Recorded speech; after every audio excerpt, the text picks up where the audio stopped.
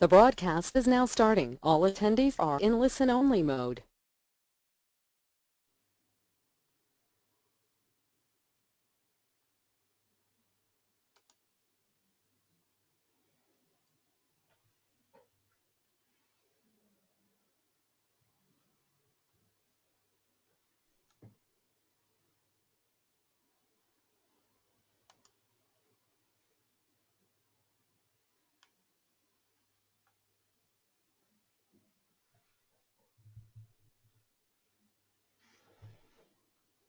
Good afternoon, everybody, and welcome to the May Business Vision webinar. Today's webinar is about creating a high achievement culture, and unusually it should be a fairly brief subject, albeit very important. So the rough timing for these webinars is about 45 minutes, and for the first time in ages I should probably finish on or before that time to get you away in about 45 minutes ideally. For those of us who don't know who Business Vision are, we're a firm of accountants based in Plymouth, and we specialise in helping businesses grow their profits and achieve cash flow, as well as doing all the normal stuff that accountants do, such as accounts and tax returns. So let's have a quick look at what we're going to look at today. The subject is based on a book by David Maister. He's a well-known writer, well-known administrator to professional services, but he's dealt with lots of other businesses as well, and he's written about 3 or 4 books, all of them very well received, and he's also a great public speaker. Businesses mostly related to sales and profit, which is typically what small businesses want as well, and how you go about that, particularly with regard to the team.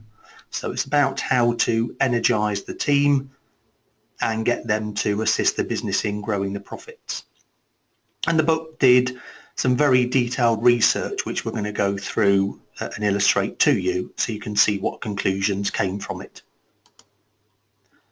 So, brief agenda for today. We're going to go through the research that David Maister and his team carried out, and we're going to look at the results, some of which will be fairly obvious ones that we might anticipate, but there's also some very unusual and illustrative results that show us some things that we might not otherwise realise in there.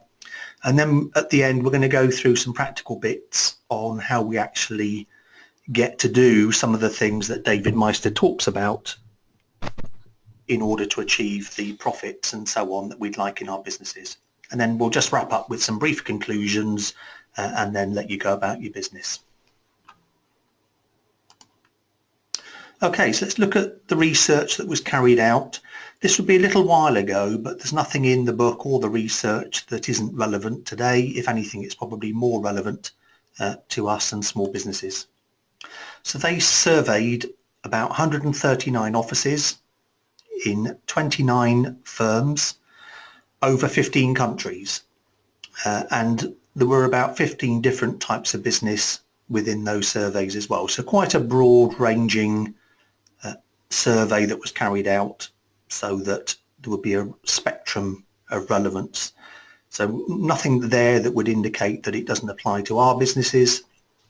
And in that survey they asked the team of those offices 74 questions. Now all 74 questions are actually listed out in the book, but they sort of went along the lines of: we listen well to what customers have to say, or our team is effective at achieving our desired result. And those questions asked for a score from the team on a 6-point scale. So they were effectively scoring from 1 to 6, where 1 says we disagree with that point and 6 is we strongly agree. So they're effectively saying, how does your business do in these areas, and scoring it on a scale of 1 to 6. Now there were 5,589 people responding to that, and the aim of what they were trying to do was to discover, are employee attitudes correlated, i.e. linked with financial success? Now I think they went into this knowing as we probably do that the answer to that is yes. Didn't need to do all the survey and write a whole book about that. We know what the answer is. We don't need somebody to write a book to tell us. But some of the information that came out of those surveys were hugely important and probably not that well known even with bigger businesses. So once they basically had all the answers to all the 74 questions, they then grouped the questions into about 9 areas. And those areas are listed on the screen there.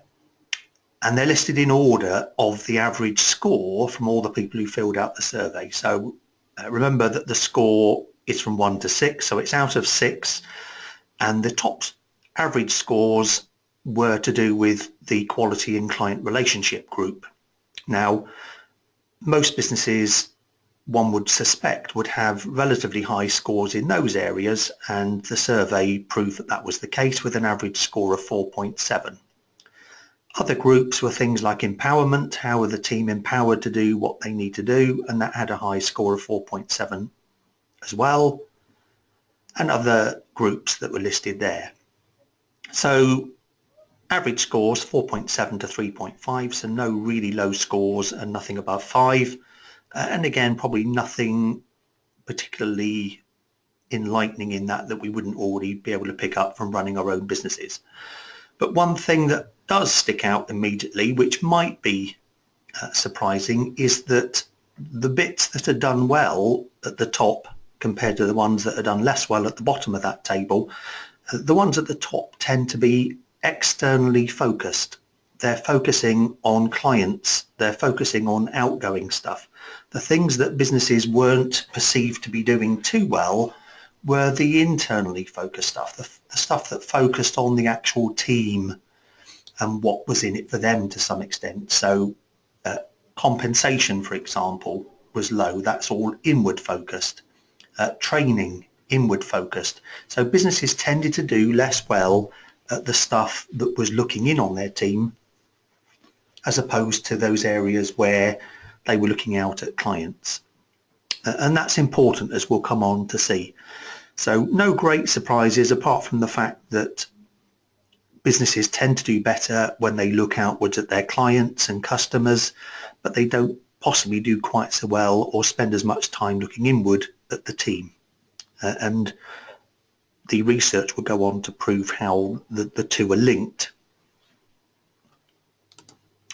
So having got those groups, they then basically did an exercise, a technique that's called structural equation modeling. Now, before you switch off, we are going to look at that in a little bit of detail, but it's a lot easier to understand than it might at first appear. But what they're basically doing is they're correlating the scores to see if two things tend to move together. Now, to explain that probably more sensibly, it would be like doing an exercise where you had heights and weights of loads of people in a sample, and you did an exercise to see whether one moved up or down in line with the other, which obviously with height and weight it tends to do. Not always, but tends to do, and that's what we're looking for here. A linkage where the taller people are, the more on average that they would weigh, and that would be a correlation. So they're looking for that sort of link, and this grid on the screen now illustrates where the links are. Anything with an arrow is where there are links. So getting a higher score in one of those areas would basically also improve the other area. Now, the survey, quite rightly, I think, assumed that what we really want to be looking at the top of all this is financial performance. So we want to look at what's our overall business results. And the immediate thing with the link to that, so what drives financial performance, the next box underneath that is quality and client relationships. Now again, we'd probably guess that that would be the case, that if you're doing things well and you've got great client and customer relationships, that tends to impact your sales and your profit to a large extent. But what's probably more important is if you then drill down from below quality and client relationships. What drives that upwards? It's things like employee satisfaction, high standards, and those in turn are driven by other areas that probably were lower scorers in the survey. So that was the linkage between the various groups, and the overall conclusion with that is the arrows indicate that if you can get the bottom box to improve, then where the arrow's pointing would also improve as well. So to a large extent, all of those boxes on the screen will affect financial performance. And again, the top one, quality and client relationships, is probably the obvious one that we would look to. But what the book gets us to do and what the survey gets us to do is just to drill down a bit and see what actually drives quality and client relationships and what drives employee satisfaction, because they're fairly important in the scheme of things. So having got that sort of relationship modelling done, they then started to measure stuff, and this is where it gets very, very interesting, because what they found is that by doing the correlation, they could generally predict what a 1 point increase in a score of one item would improve the other item. Now, starting at the top, what they found is that if you could get the score of quality and client relationships up 1, i.e. 1 out of 6 more, so I think it was 4.7 on the table, so if you could get that from 4.7 to 5.7 or whatever your particular business score is, that would improve financial performance by 104%, i.e. more than double. And that's where the survey starts to get really powerful and interesting, because it's the size of the relationships that are probably not well known rather than the actual relationships themselves. So just to recap on that, in the particular relationship between those two coloured boxes, we know that quality and client relationships drive financial performance, sales and profit, and a 1 score higher on quality and client relationships out of 6 will lead to 104% increase in financial performance. So that's very powerful, and that basically means we need to be looking at very good scores for quality and client relationships. But let's drill down again and see what the scores are of all the things that then drive quality and client relationships. And here's some further numbers. So what they found was that a 1 point higher score for employee satisfaction, i.e. if your score at the moment is averaging 3, if you can get that to a 4, that would actually lead to a 40% increase in the score for quality and client relationships. And that, as we know, leads to a 104% increase in financial performance. Similarly, high standards within the organisation, something that's probably not so well looked after within small businesses, would in both cases drive quality and client relationships and employee satisfaction up by about 27% in the score. Now, if we take the top two in that grid now, so the 104% where financial performance is driven by quality and client relationships, and the fact that that is driven by 40% with employee satisfaction, if you take those two combined, it means that a 1 point increase in the employee satisfaction score, as I said before, an example would be getting an average score in our business from 3 to 4, that would drive quality and client relationships up by 40%, and that in turn would drive financial performance up by 104%. Now, if you combine those two by effectively multiplying the 40% by the 104%, that means that a 1 point increase in employee satisfaction is going to drive your profits or sales up by 42%. A staggering figure if you think about that in great detail. So we need to look at all the underlying numbers in that grid, and we need to basically be aware of how crucial all those relationships are. But typically employee satisfaction is quite a crucial one, a 40% linkage leading on to 104% linkage So any 1 point increase leads to a 42% increase in financial performance on average across the whole businesses in that survey. And there's no reason to suspect that would vary in England or small businesses. It should all be relatively similar. If anything, I would argue that it's probably more so in small businesses. So just have a look at a few of those in summary. Increasing by 1 point quality and client relationships drives profit by 104%. Increasing employee satisfaction by 1 point leads to a 42% increase in financial performance, and increasing standards by 1 point would increase profit or sales by 40%. So all of those are crucial things, and it does mean that you can't just focus on the next thing in line, quality and client relationships. We're not saying ignore that, but you can't just focus on that and disregard all those other areas in the survey. You do need to get things like standards up, you do need to get employee satisfaction up, and they're all interlinked. So that's the sort of summary of the results of the survey that were carried out. A couple of other bits arising from that. 85% of the questions displayed a statistical significant correlation with the financial performance of the office. So what they found is almost every question had some linkage with profits and sales. And they also found that enforcing high standards, including quality and uncompromising client service, appeared to have the strongest relationship with profits and sales. But clearly, focusing on that alone is not a recipe for success. So what are the successful offices doing within that survey that produces such high quality work and service? Well, let's look at some of the component questions within the team satisfaction group. So some of the questions were, I am highly satisfied with my job. That was one of the questions the team were asked that came under the team satisfaction group, and they were scoring that out of 1 to 6. Another question was, I get a great sense of accomplishment from my work, a score of 1 to 6. The overwhelming majority of the work I'm given is challenging rather than repetitive. And another one, I am committed to this firm as a career opportunity. Now, a couple of questions that you ought to be asking yourselves at this point about those questions are, A, are you asking your team those questions?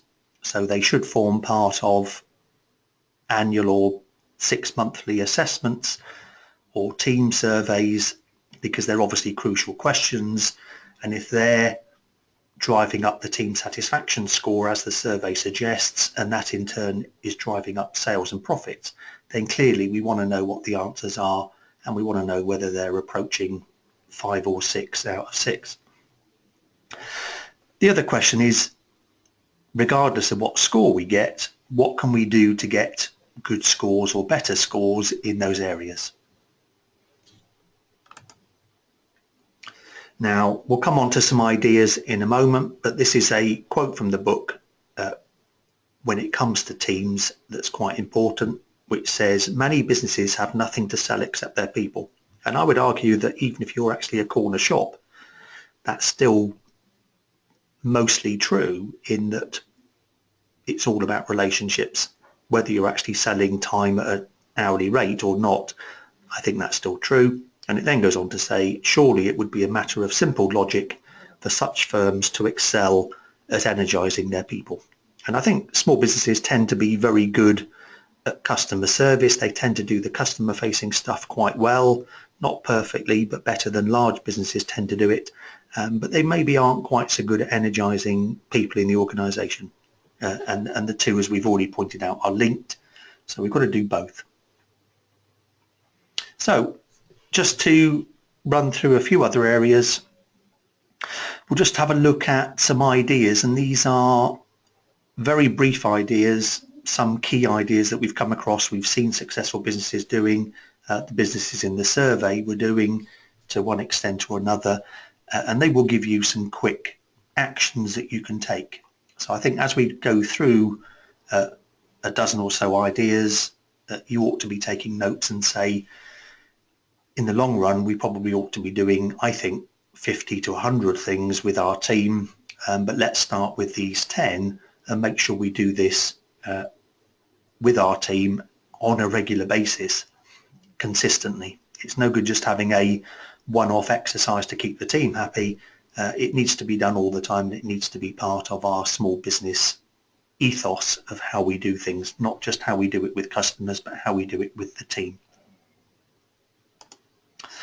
So it's clearly important that we regularly measure and react to team attitudes. So what we mean by that is we need to get some scores, maybe to the questions that the book survey asked, but also maybe just some basic scores and measurements. And we need to basically look at those measurements and decide whether they require us as business owners or managers to do something about them. One we found that some businesses do, we do it, is a team happiness score. And the benefit of this is it's a very quick and easy measurement done regularly. We do it weekly, and I would suggest weekly is certainly the longest you'd want to leave it. And there are several ways of doing it, but one way would be to get everybody to score out of 10 how good the week's been, on the basis where 10 is I'd be happy to work here and not get paid, and 1 would be I'm not going to be back in on Monday, it's so bad. So you get that score from 1 to 10 from all the team, ideally without them sort of conferring and comparing notes, and that's then recorded and sent through ultimately to the business owner. And obviously those scores would be measured as part of the key statistics of running the business, and probably ought to be measured against some sort of target. And I would suggest that when we deal with businesses and their scores, 7 or 8 ought to be the target. 8 is probably a very good score. If you can get more than 8 out of 10 for team happiness, I think you're doing very well. 7 is probably a more sensible score, but it's not particularly breaking any boundaries. Anything less than 7 probably means that some of the people, some of the time, need to be looked at and reacted to. And the way I would look at those measurements over a period of time is that if you start this, you will get ridiculous scores and people playing games. So I think you just set it up, and to a large extent, you just see how it goes and ignore a lot of what's going on. People will wonder why you've suddenly started measuring their happiness on a Friday when you haven't done it for the last 10 years, and they'll try and second guess things or try and play games with it, but eventually it will settle down once they know it's something that's always going to be there, and once they know that the business owners or managers do something about low scores, then they realize that there's a reason for it, and it's going to benefit them and benefit the team. So that would be the first stage. And then I would look at those scores in 2 ways. If the score is low, and by that probably anything below a 7, then that should have an immediate quick one-to-one chat to see why that score is that size and what the business can do to try and improve it. Sometimes it may have nothing to do with the business, it might be to do with personal life, but I would still think that's useful to know. May not be able to directly influence it, but we may be empathetic with that team member and maybe be able to do things, or maybe make the business slightly more flexible to suit those circumstances. So low scores we'd look at and react to, but we also need to look at the trends.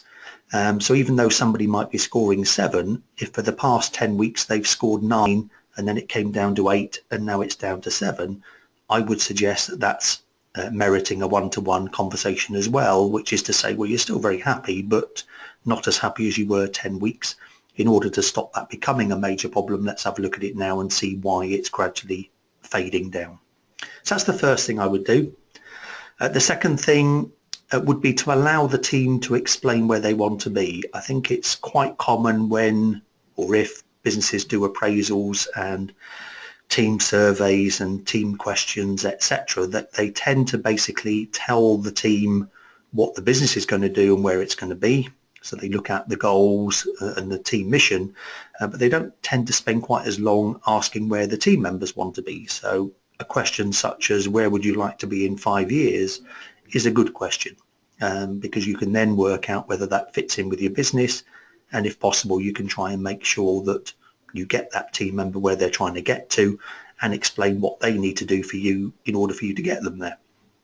So they have career goals the same as we have business goals, and we need to know what that development's going to be, and whether that fits in with the long-term goals of the business. It often won't. I came across a business, I can't remember who it was, a while ago, and in their induction, so in the very first day when the business owner had a chat before he then let them go on to do all the training and induction work, one of the parts of the conversation was, this is how it's going to be when you leave us.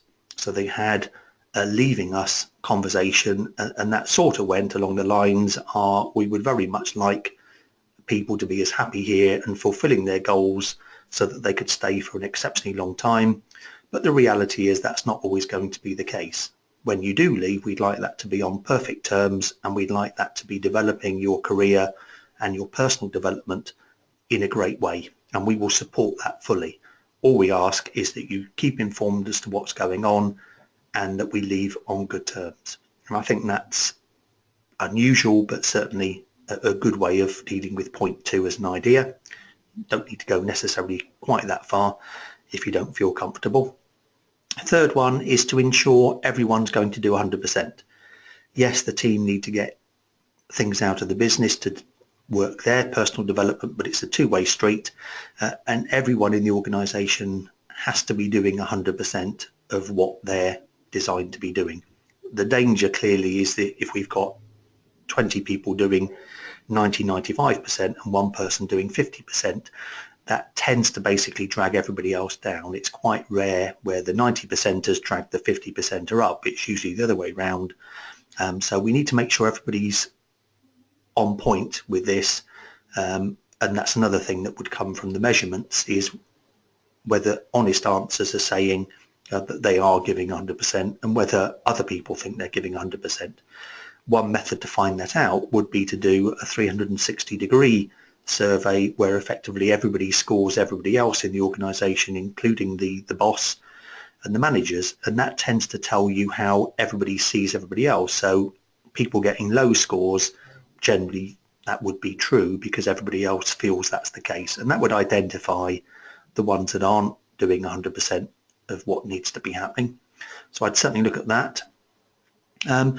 Ensure people have a sense of where they're going, and now this is the opposite of where they want to be going from their own personal point of view, but this is about business goals, about what you see as a vision for the business in very practical terms. I think the danger here is business owners think, well, giving people a sense of where they're going is actually about things like mission statements, which might be okay at very big PLC level, but I think in small business it needs to be more practical in terms of, we're going to be doubling our turnover, or we're going to be opening a branch in Exeter, or whatever it might be, but very practical, down to earth, real things that are going on with the business and where the business owner wants to take it, particularly with regard to obviously where people are going to be in the future within the organisation. So we might say, you know, John, we want you to be the sales manager within 5 years, and John can then know that and see whether that's where he wants to be going, whether it ties in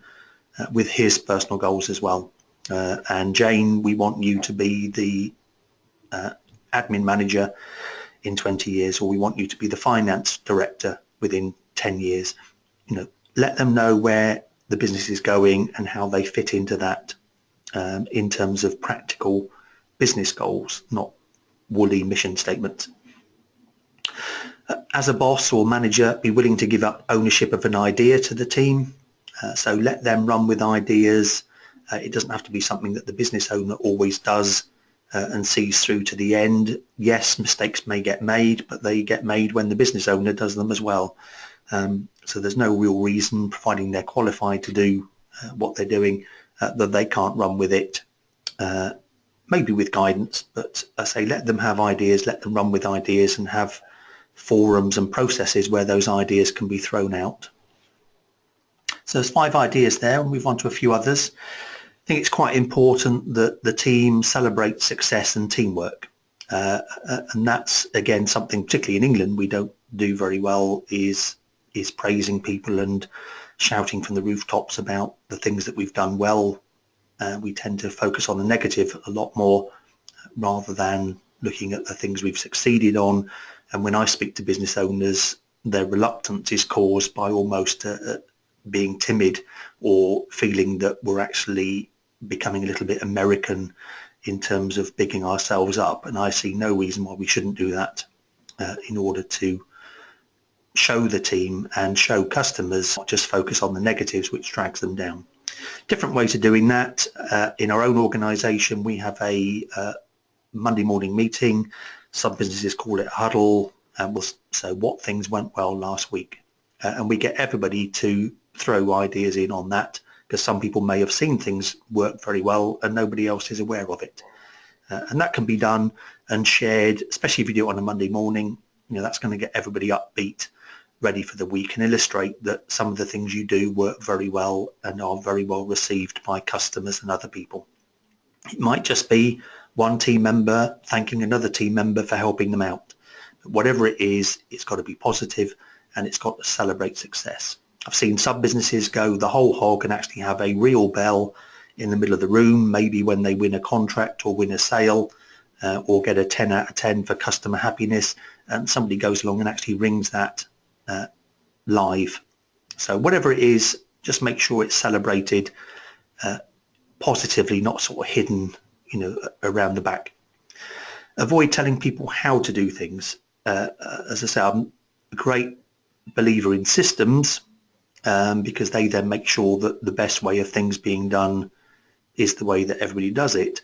But at the same time, we need to make sure that we allow them to work within certain parameters and apply their own personality and methods to it.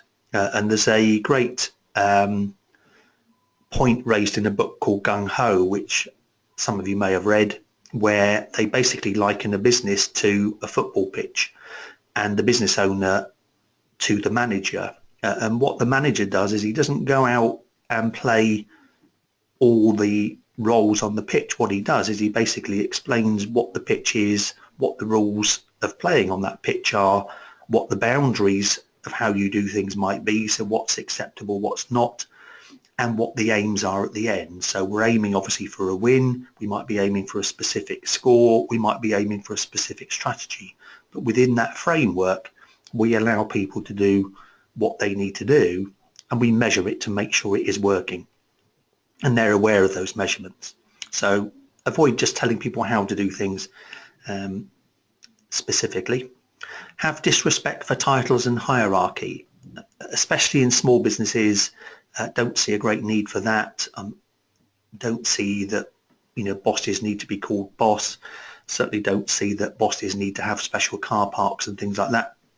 Other businesses may disagree, but I think a description of jobs that are slightly more fun and more descriptive works well within businesses, and just call them team members and their name. No great need for titles until it comes to things like obviously hiring, where recruitment agencies might well want to give you a flavour of where things are. But other than that, I think within the organisation, titles and hierarchy not particularly over necessary. Next one, recognise that work life and home life need to balance, and that applies crucially to the business owners just as much, if not more, than the team. Business owners are in this for personal reasons, and they need to remember that home life is the ultimate aim. The work life should just be driving that. But it's worth remembering that business owners obviously put more in and get more out of businesses. At the end of the day, workers will certainly, if they're respected and treated right and you get the right people, will help the business, but they have less invested. To some extent, many of them will just want to earn a decent salary in a pleasurable way without too much aggro or hassle, and finish at 5 o'clock on a Friday and then have the whole weekend to themselves and do the things they like doing, the hobbies, the family life and everything else. So we need to recognise that as business owners, but as I say, apply that to ourselves as business owners as well. We often forget that there is a whole life that we're supposed to be running the business for. Take time out. So again, even in very busy businesses, it's important that there are things going on where there's a little bit of a break. In bigger businesses, you might have team building exercises, and certainly they have their place, but it doesn't need to be quite as structured as that in a small business. It might just be that there's a random buzzer and you start playing table tennis when that goes off for 10 minutes, or you might have bun baking day, whatever it might be. It just needs to be a little bit of relieving pressure from the day-to-day routine, especially these days when everybody's a lot busier and a lot more stressed out with business life and work life. So a little bit of time out, not so much that it obviously drags down efficiency, but you'll probably find that 10 minutes break here and there works wonders. I was reading the other day that even a 5-minute break every half an hour is actually more conducive to profit than working flat out all day. So some ideas there. I say there are loads more in the book, and there are loads more that no doubt you can come up with, but the aim is to try and get all of those scores gradually trending upwards. So let's just look at the specific findings that they came to at the end of the book, and that basically said the most financially successful operations share the following. Management is seen as operating in accordance with the firm's overall philosophy and values. Clearly we would expect that, but it doesn't always happen.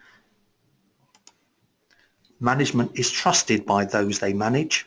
That's crucial. People's personal potential is being fulfilled and realised.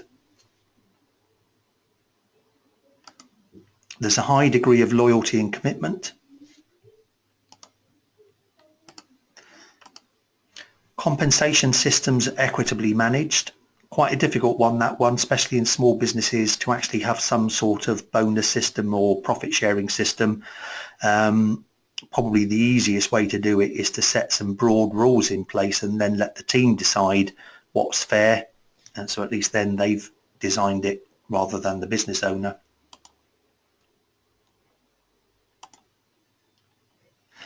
Firms do not compromise their standards in hiring simply to meet a capacity need. So this is basically saying that successful firms don't rush in and just hire the first person that's available just because there's a capacity problem or more work needs to be done or somebody's just left. So, hiring is very crucial in businesses, especially these days. And one way to do that would be to actually keep an eye out regularly, even if you don't need anybody else. And if the right person comes along, maybe hire them regardless and then go looking for more work to fill their week rather than the other way around. At least that way you'll know you've got the right people on board. Whereas if you wait until you're very busy, the chance of finding the right person exactly at that point in time is obviously a lot lower. So in conclusion, with all of those surveys, it's attitudes that drive financial results, not the other way around. And to get great client service, you must first energize your people to deliver it. So I hope that makes sense and that some of those points will drive home. And I say, do have a look at how your business is run in terms of energizing team, how the team happiness scores are working, and maybe try and get some of those 10 ideas in place. As always, you've got contact details for us. If you have any questions, either put those in the questions on your little pop-up screen with the GoToWebinar, and we'll get back to those after today and come back to you. You've also got email addresses. You can quite happily email anybody in my organisation with questions, queries, ideas, and we'll feedback on those as well. So hopefully there's enough there. As I say, it's a brief subject, but a far-reaching one. Just looking ahead to future events, all our events are now listed on our website, which is bvisionaccountants.co.uk. So there is an events page there now that lists every seminar and webinar coming up. And the next seminar, the live seminar called Business Builder Forums, held in Plymouth, is on the subject of Win That Pitch, which covers basically everything to do with winning sales, converting quotes. So that's for businesses that do telesales, it's for businesses that do face-to-face, it's for businesses that send out quotes, etc. So clearly an important area to try and boost sales and profits is getting more of those won. It's quite easy to actually get in front of people getting the quote converted or getting the sale converted a fair bit harder. So we're going to go through some great ideas on that. And then in a couple of months, on 21st of July, the next webinar will be similar time to today, and that's on creating a subscription business. And what that basically means is very successful businesses, certainly very valuable businesses, are now seen to be businesses where regular income comes in without having to go out and find the work on a consistent basis. So rather than finding work, do it, and then go and find more work, having a regular income stream coming through without having necessarily to go out and find new work is becoming very popular, partly because it means you don't have to go through the win that pitch bit that I've just talked about, but it also means your business can often be worth double the value if you did have to go out and find it. Now, a lot of businesses would go, well, that doesn't apply to me, Mark, and the webinar hopefully will disprove that, because there have yet to see a business where some form of subscription model can't be applied, and we're going to go through all of that on the day. So if you can get to either or both of those would be great. As I said, if you've got any questions, feel free to email me or my team, and hopefully see you at the next BBF seminar live 16th of June. So for the moment, I hope you enjoyed that, and speak to you later. Thank you.